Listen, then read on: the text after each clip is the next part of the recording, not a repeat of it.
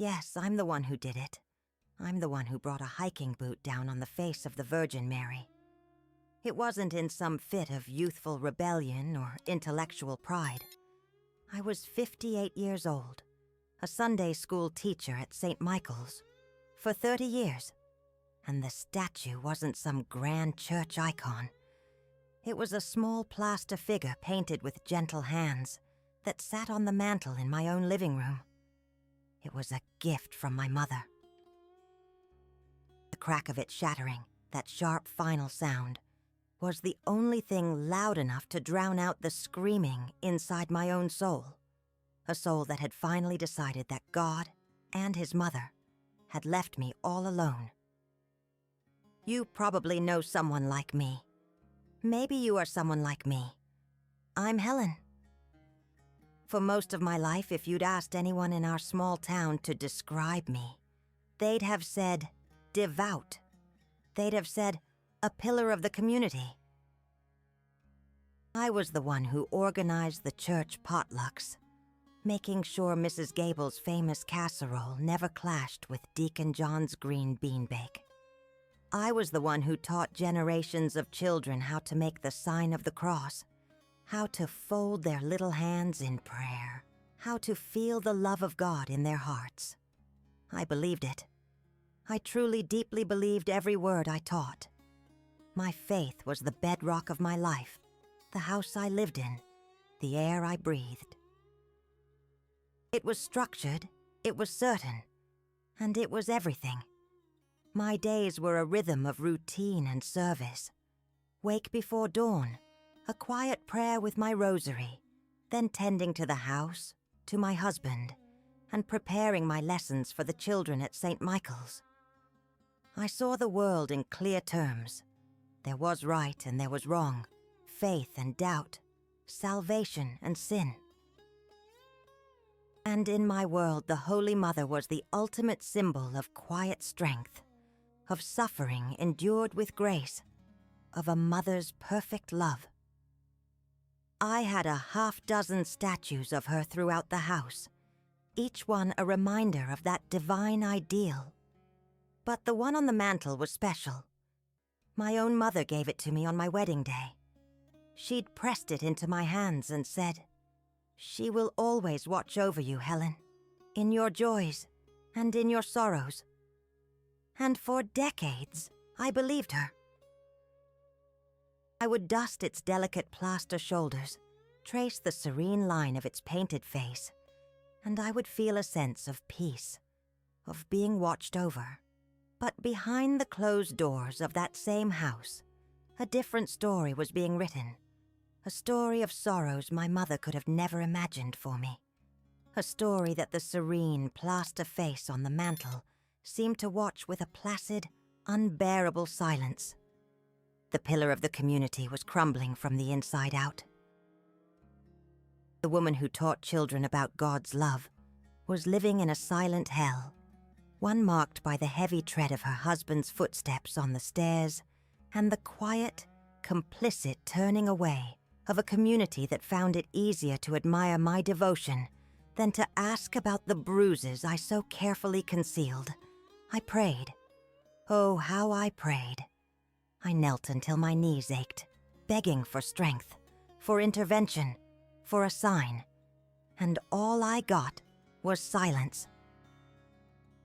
The silence of the house after a storm of rage had passed, the silence of the telephone that never rang with a concerned voice, and the serene, silent gaze of the statue on the mantel. If this story is already speaking to you, if you've ever felt that kind of silence from the heavens, it would mean the world to me if you'd subscribe to this channel and like this video. It helps stories like mine find the people who need to hear them. Please, turn on the notification bell so you don't miss what happens next. And I'd love to feel a connection with you, to know I'm not just speaking into the void. Let me know in the comments where you're watching from so I know our stories can reach across any distance.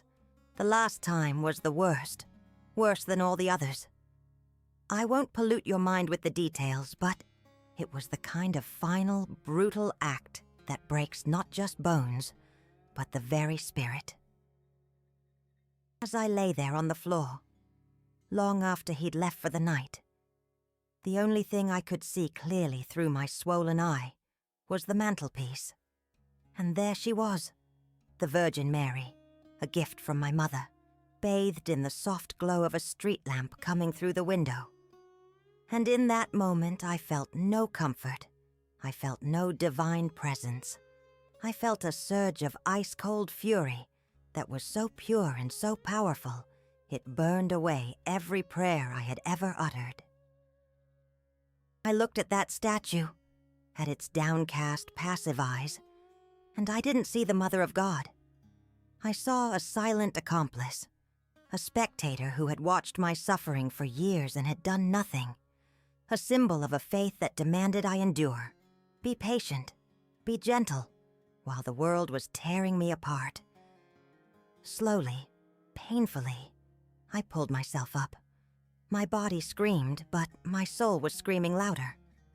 I limped over to the front door, where my old mud-caked hiking boots sat. I pulled one on, my hands shaking with a strength I didn't know I possessed. I walked back to the fireplace, my heart pounding a rhythm of betrayal and rage. I stood before the mantel, looking up at that calm, plaster face. "You watched?" I whispered, my voice a raw, broken thing. "All this time, you just watched." And then, I raised my foot. For a split second, the Sunday school teacher in me, the good, devout Helen, hesitated. But the broken woman, the one who had finally had enough of the silence, took over. I brought my heel down with all the force of 30 years of suppressed pain, of unanswered prayers, of hidden tears. The sound was deafening in the quiet room. A violent crack as plaster exploded into 1,000 white shards across the hearth. The head, with its serene face, rolled to a stop by my feet, its painted eyes staring up at the ceiling. And in the ringing silence that followed, for the first time in a very long time, I felt something other than fear. I felt a terrifying, absolute freedom. I had just shattered the holiest thing in my home. I had just renounced everything I ever was.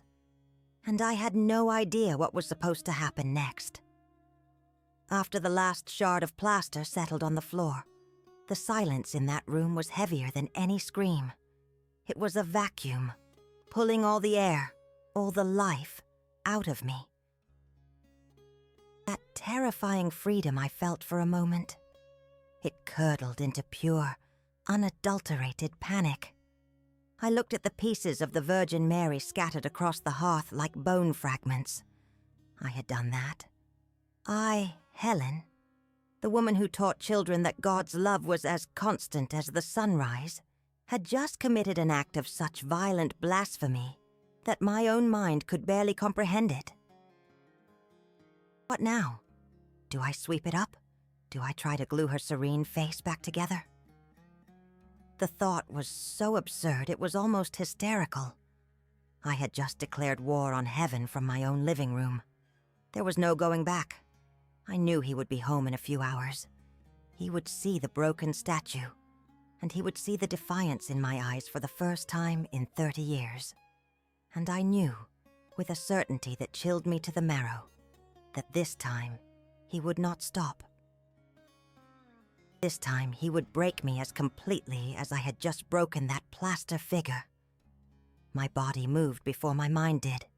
It was pure animal instinct. Survival. I stumbled upstairs, my movements clumsy, my breath coming in ragged gasps. I didn't pack photos. I didn't pack keepsakes or letters. I grabbed an old, dusty suitcase from the top of the closet and threw in whatever my hands found first. A few sweaters, some socks, the worn-out pair of slacks I used for gardening. I looked at my reflection in the dresser mirror. A stranger stared back at me. Her face was a ruin of purple and blue, her eyes wide with a terror I had never allowed myself to show before. This was not the respectable Mrs. Helen from St. Michael's. This was a fugitive. I grabbed my purse, my car keys, and I ran. I didn't look back at the shattered pieces on the hearth. I couldn't. To look back would be to turn to salt. My old sedan started with a reluctant groan, as if it, too, was weary of this life. I pulled out of the driveway and just drove. I had no destination. For a woman whose entire life had been a meticulously planned map of obligations and duties, the open road was terrifying.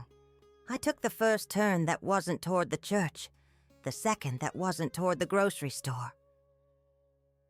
I drove until the familiar streets of my town dissolved into country roads I didn't recognize, lined with skeletal trees clawing at a bruised twilight sky. The radio was off. The only sound was the hum of the tires on the asphalt and the frantic, broken rhythm of my own heart. I kept glancing in the rearview mirror, half expecting to see his truck, half expecting to see the flashing lights of some divine police force coming to arrest me for my crime. But there was nothing. Just an empty road and the encroaching darkness. For hours I drove. The fuel gauge dipped lower and lower. My hands, still shaking, were slick with sweat on the steering wheel. I tried to pray. The words formed in my head out of sheer lifelong habit. Hail Mary, full of grace. But they caught in my throat. Grace? What did I know of grace? The words felt like lies, like a foreign language I had once spoken fluently, but could no longer understand. I reached into my purse and my fingers brushed against the cool, hard beads of my rosary. For 30 years, those beads had been my anchor, a tangible connection to the divine. Now they felt like pebbles, lifeless, meaningless, a tool for a faith that had proven to be a fantasy. The silence from God was no longer just an absence of comfort. It felt like a judgment, a cold, deliberate turning away. I had finally screamed, and he had simply covered his ears. The loneliness was an ocean, and I was sinking. Then, it happened. The car sputtered. It coughed once, twice, and then the engine died. I coasted to the side of the road, the sedan rolling to a final, silent stop. I turned the key again and again. Nothing. Just a dead clicking sound. I was out of gas, in the middle of nowhere. The last bit of daylight was bleeding from the horizon, leaving the world in shades of gray and black. I was stranded. No car, no home, no God. Every single thing that had structured my existence was gone. I laid my head on the steering wheel, and a sound I didn't recognize tore out of my throat. It was a sob of such profound and absolute despair. It felt like it was ripping my soul apart. This was it. This was the bottom. I would die out here, on this forgotten road, and no one would know. Or worse, he would find me. The fear was a living thing, coiling in my stomach. I had never, in my entire life, felt so utterly, terrifyingly alone. I don't know how long I sat there, lost in that black void. But eventually, the need to do something, anything, pushed me to open the car door. The air was cold and smelled of damp earth and decaying leaves. My eyes adjusted to the gloom, and I saw it. A faint break in the thick woods by the side of the road. It wasn't a real path, more like a suggestion of one, overgrown and forgotten. I had no idea where it led. It could lead to a deeper darkness, to danger, to nothing at all. But staying with the dead car felt like surrendering. So I started walking. I pushed through the tangled branches, my clothes snagging, my face being whipped by twigs. And then I saw it, a silhouette against the last light of the sky. the crumbling stone walls of a small roofless building, an old abandoned chapel lost to time. It was a ruin. And in that moment I felt a grim kinship. I was a ruin too. I'm sharing this part of my story, the absolute lowest point, because I know someone out there has felt this way. If you've ever felt that lost, that abandoned, and you're still holding on for a glimmer of hope, please show some love by liking this video and hitting that notification bell. It truly helps to know we're not alone in these dark nights of the soul. I stepped inside the ruin, and the wind followed me, whispering through the gaps in the stone like a mournful choir. There was no roof, just the dark, star-pricked canvas of the night sky where the ceiling should have been. A simple stone altar stood at the far end, covered in moss and the debris of fallen leaves.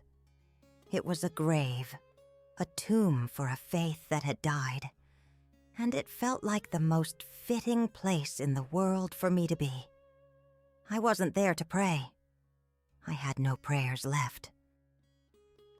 I was there because my legs wouldn't carry me any further, and the cold stone floor seemed to rise up to meet my own cold, dead heart. I sank down onto the ground, my back against the damp wall, and I looked up at that empty sky. For 30 years I had sent my prayers up to that sky. Polite prayers, desperate prayers, whispered prayers in the dark so he wouldn't hear. And now, there was nothing left to whisper. So I screamed. It started as a low growl in my chest, a sound I had never made before, and it ripped its way out of my throat, raw and animalistic. I screamed at the silent, watching stars. I screamed at the absent God I had served my whole life. Where were you? The words tore through the quiet night. Where were you when his hand was raised? Where were you when I scrubbed my own blood from the kitchen floor? I gave you everything. I taught the children about your love, your mercy. Was it all a lie? Was it all some cruel joke? I pushed myself to my feet, stumbling towards the altar, pounding my fist against the cold, unyielding stone. I begged you. For 30 years I got on my knees, and I begged you for a sign, for a whisper, for anything. And you gave me nothing. You watched. You and your silent, perfect mother. You just watched. My voice broke, dissolving into ragged, heaving sobs. I had no more anger left, just a hollow, aching emptiness. I slid down to the floor, curling into a ball on the cold stone, the last of my strength gone. I was done. I closed my eyes, waiting for the cold to take me, waiting for the end. And then I felt it. It wasn't a sound. It wasn't a light. It was a weight, a tangible, heavy warmth that settled across my shoulders. It was as real as a woolen blanket being draped over me. It was firm, gentle, but undeniably strong. My eyes snapped open. I was alone. The wind still sighed through the stones. The stars were still distant and cold. But the pressure was there. It wrapped around me, pulling me in. It felt like an embrace, a hug from unseen arms. There were no words, no celestial visions, just this profound, overwhelming, and utterly silent presence holding me. And it wasn't an embrace of pity. It was an embrace of understanding. It held all my rage, all my pain, all my blasphemy. And it didn't flinch. It just held me. A new wave of tears came, but these were different. They weren't born of anger or despair. They were tears of shame. A hot, searing shame for the broken statue on my hearth, for the hate I had let fester in my heart. I saw the serene face of that statue in my mind, the one I had shattered, and for the first time I didn't see a silent accomplice. I saw a mother who had watched her own son be broken. A mother who understood a pain deeper than any I could imagine.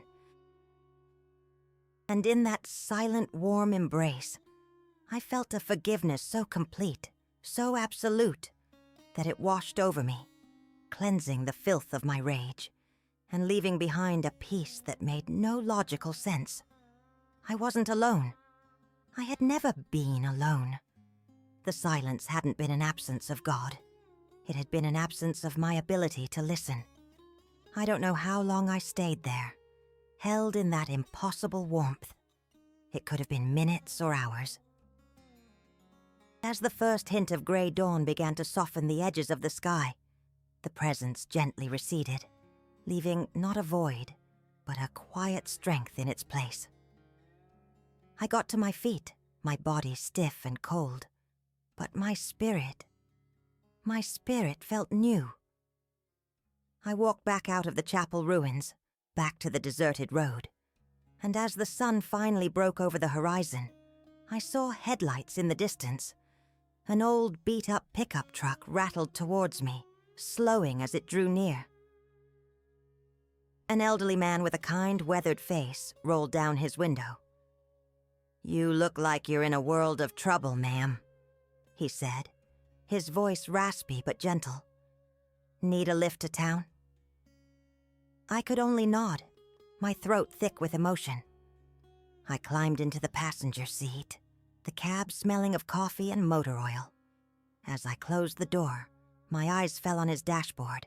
Stuck to the faded plastic was a small magnetic icon of the Virgin Mary. It was old and cracked, the paint chipped away in places. But her face was still there, serene and calm. The farmer saw me looking at it. He just smiled. "Never go anywhere without her," he said simply. "She's a good mother." That moment, that simple, unexpected grace, after a night of impossible grace, it changes you forever. If you've ever felt a moment of help arrive right when you thought all was lost, please, let that love ripple outwards by liking this video and turning on the notification bell. It's a small way to acknowledge the light that finds us in the dark. The farmer, a man named Silas, didn't ask many questions. He drove me to the next town over, a sleepy little place with one main street, and dropped me at a 24-hour diner that glowed like a warm beacon in the pre-dawn chill. He bought me a cup of coffee and a bus ticket to a city I'd only ever seen on a map, pressing it into my hand with a quiet, "God be with you." I sat there in a red vinyl booth, the heavy ceramic mug warming my trembling fingers, and watched him drive away. The smell of frying bacon and stale coffee was so aggressively normal, so mundane, that it made the events of the last 12 hours feel like a fever dream. And my mind, the part of me that had taught catechism for 30 years, the part that believed in order and logic and knowable things, was scrambling for an explanation. It had to be a hallucination. Of course it was. I was exhausted, traumatized, probably suffering from exposure after sitting in that cold ruin. The brain does strange things to protect itself. That feeling of being held, it was a psychological response, a phantom comfort my own broken psyche had manufactured because the reality of my situation was too bleak to bear. I clung to that explanation like a life raft. It made sense. It was logical. It put the world back into a box I could understand. I drank my coffee, trying to focus on the practical. I had a bus ticket. I had a few $100s in my purse. I could start over. I could be anonymous. A woman without a past. But as I sat there trying to force my thoughts into this neat, rational order, the memories kept bubbling up, refusing to be contained. The solid, undeniable weight on my shoulders. The feeling of being known, completely and utterly, in my ugliest moment. And then there was the farmer, Silas, showing up out of nowhere on a deserted road at dawn, with that cracked, faded icon of the Virgin Mary on his dashboard. Coincidence? My logical mind insisted. A statistical anomaly. People in rural areas are often religious. It means nothing. But the word coincidence felt thin and brittle, like a pane of glass trying to hold back the ocean. I must have dozed off right there in the booth, my head resting against the cool glass of the window, because suddenly I was back in my living room. I was on my hands and knees, trying to piece together the shattered statue. The shards were sharp, and they cut my fingers, but I didn't care. I found the head, the serene face, miraculously unharmed, and I tried to fit it back onto the broken neck. But every time I thought I had it in place, it would crumble again into white dust in my hands. And I heard a voice, not with my ears, but deep inside my soul. It wasn't a voice of anger or judgment. It was a voice filled with a sorrow so profound it felt ancient. And it just said my name. Helen. I woke with a jolt, my heart pounding, my cheeks wet with tears. The waitress was standing over me with a coffee pot, a look of concern on her face. "You okay, honey?" she asked. I just nodded, unable to speak. The dream had felt more real than the diner around me. And with that dream, the shame came. A hot, creeping shame that felt like a fever. I saw my hiking boot coming down on that plaster face. I heard the crack. I remembered the rage, the blasphemy I had screamed into the night. For 30 years I had presented a mask of piety to the world, the perfect church lady. But in my heart, I had harbored a resentment so deep and so bitter that it had finally erupted in an act of desecration. And the being I had desecrated, the mother I had accused of being a silent accomplice, had answered not with lightning from heaven, but with a warm embrace in a cold ruin. The sheer, unmerited mercy of it was what broke me. How could I be forgiven for that? How could I ever face her again? The thought of praying, of even forming the words of the rosary, felt like an insult. I was unworthy. If you've ever had an experience that your logical mind just couldn't explain away, a moment that felt like a message from beyond, I hope you'll let me know I'm not alone by giving this video a like and turning on that notification bell. It's comforting to know that we're all just trying to read the signs the universe sends us. I looked out the diner window, across the quiet main street, and there it was, an old brick church, its steeple reaching for the pale morning sky. A small sign on the lawn read, St. Jude's Catholic Church. St. Jude, the patron saint of lost causes. The irony was so thick I could have choked on it. I was a lost cause if there ever was one. My old self, the Helen of Saint. Michaels would have marched right over there, found the priest, and arranged to attend morning mass. But I wasn't her anymore. I was a fugitive, a blasphemer. The very thought of stepping inside a holy place made my stomach clench with fear and unworthiness. Yet I couldn't look away. It was like a magnet was pulling me, an invisible thread tied to my heart, gently tugging me out of the booth, out of the diner, and into the street. My legs felt like lead as I crossed the asphalt. Every step was a war. My pride, what was left of it, screamed at me to turn back. "What are you doing? You don't belong here anymore. You shattered her image. You have no right." But another voice, the quiet one that had spoken my name in the dream, whispered, "Go." I pushed open the heavy wooden door, and it groaned in protest. The air inside was cool and still, smelling of old wood, beeswax, and the faint, sweet ghost of incense.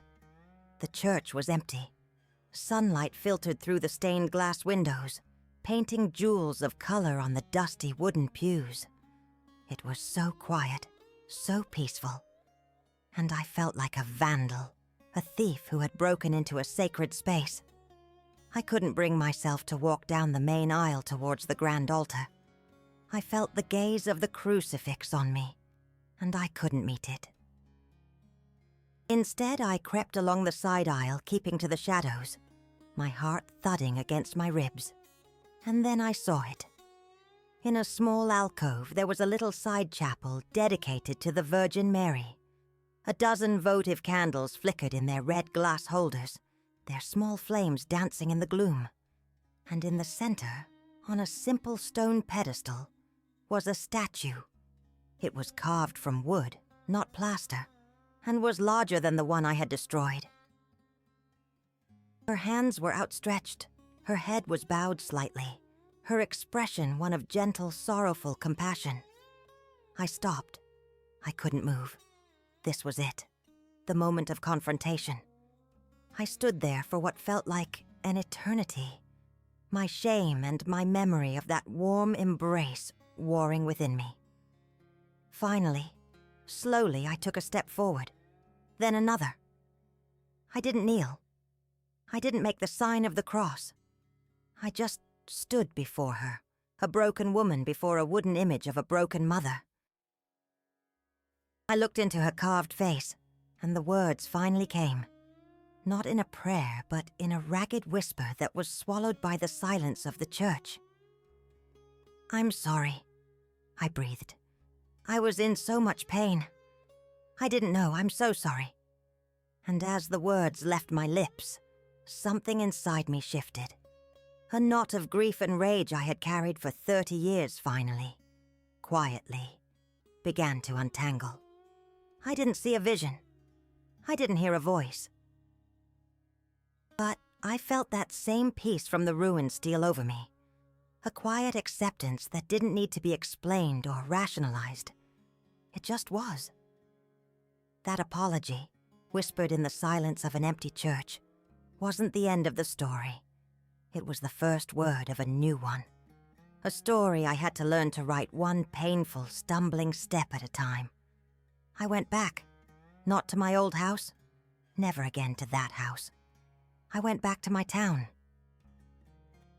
I walked into the police station, every eye in that small town precinct on my bruised face, and I filed a report. 30 years of silence, broken by a few quiet, factual sentences spoken to a tired-looking officer. That was the easy part. The hard part was facing the world I had left behind. The news spread the way it does in a small town, like a contagion. First came the whispers, then the theories, then the judgments. My old friends from the church potluck committee would cross the street to avoid me. Deacon John, a man I'd served alongside for 2 decades, just shook his head with a look of profound pity when I saw him at the grocery store. I heard the stories they told, that I'd had a nervous breakdown, that I'd invented the abuse as an excuse to leave a good, long-suffering husband. But the story that really took hold was the one about my experience in the ruin. That was the part that truly marked me as unhinged. "She says an angel hugged her," one woman scoffed over the produce aisle. "Trauma can make the mind see things," another said, trying to sound compassionate, but really just dismissing me. Even my own sister, on a tense phone call, tried to reason with me. "Helen, it was a hallucination, a trick of the mind. You were cold and scared. It's understandable, but you can't go around talking about it like it was real." They wanted to explain it away, to put it back in a box that made sense to them. They wanted me to say it was a dream, a metaphor, a psychological break. And in the beginning, a part of me, the old logical Helen, wanted that too. It would have been easier, but I couldn't. When they pressed me, when they looked at me with those pitying, condescending eyes, I didn't argue. I didn't try to convince them. I just looked at them and said, quietly but with a firmness that was new to my voice, "It was the most real experience of my entire life. How do you explain a hug from God to someone who's only ever felt the cold? You can't. You can only live in the warmth it leaves behind. And I found that warmth in the most unlikely of places." Sister Claire, a quiet nun from St. Michael's I'd only ever known from a distance, sought me out. She didn't come with questions or theories. She came with a key. She took me down to the church basement, a place that had been used for storage for 50 years. It was damp, dusty, and filled with forgotten things. Broken pews, old hymnals with missing pages, boxes of yellowed holiday decorations. It was a ruin, right under the feet of the pristine, polished sanctuary. And in that basement, among the forgotten and broken things, I found my new community. Sister Claire had an idea, a vision, a place for women like me. A shelter. We were started with nothing but a key and 2 sets of willing hands. We cleaned, we painted, we begged for donations. And slowly, other women started to appear. First one, then 2, then a half-dozen. Women with stories etched onto their faces, women who understood the language of silence and survival. We were a congregation of the bruised, and the symbols I had once rejected began to find their way back to me, but with a new, profound meaning. One of the women found a small plastic rosary in a donation box. She held it out to me and I took it. The beads didn't feel like lifeless pebbles anymore. They felt like anchor points, a way to hold on not in desperation but in solidarity. We hung a simple wooden crucifix on the wall, and I no longer saw a distant judging figure. I saw the emblem of our shared suffering, and the promise that it was not the end. The culmination of it all came a year later, on the day we officially dedicated the shelter. We called it the Mantle, a place of protection. The basement was transformed. It was bright, warm, and filled with the smell of fresh paint and strong coffee. And it was packed with people. The women from the shelter were there, their faces a mixture of nervousness and pride. Sister Claire was beaming, but many from my old life had come too, drawn by curiosity. I saw Deacon John and the ladies from the potluck committee, their faces unreadable. Sister Claire asked me to say a few words. I stood up in front of them all, my hands trembling, my heart pounding. I looked out at their faces, the skeptical, the compassionate, the confused. "I know what some of you are thinking," I began, my voice steadier than I expected. "You're looking at me, and you see the woman who taught your children their catechism. The woman who arranged the flowers for Easter Sunday. And you're trying to reconcile her with the woman you've heard whispers about. The woman who ran away. The woman who broke things." I took a deep breath. For 30 years I stood upstairs in the sanctuary and I judged. I judged the messiness of other people's lives from the safety of my own perfect-looking pew. I ask your forgiveness for that pride, because my life was a mess. It was a ruin hidden behind a well-kept facade. My eyes found the corner of the room where we had placed a small table. On it was a new statue of the Virgin Mary, one carved from a single piece of olive wood, a gift from one of the women we had helped. I got to a place so dark, I continued, my voice thick with emotion, that I took my anger out on an image just like that one. I screamed at her. I accused her of watching me suffer and doing nothing. I rejected everything she represented. and in my deepest, most absolute moment of despair, when I had nothing left, that same presence I had cursed and rejected, it found me. It held me. The very thing I thought was my enemy was the only thing that lifted me from the cold, hard ground. This shelter, this is my amends. It's my act of faith. It's built on the understanding that God doesn't wait for us in the polished pews upstairs. He waits for us in the basement, in the ruins, among the broken things. I looked at the women who were now my family.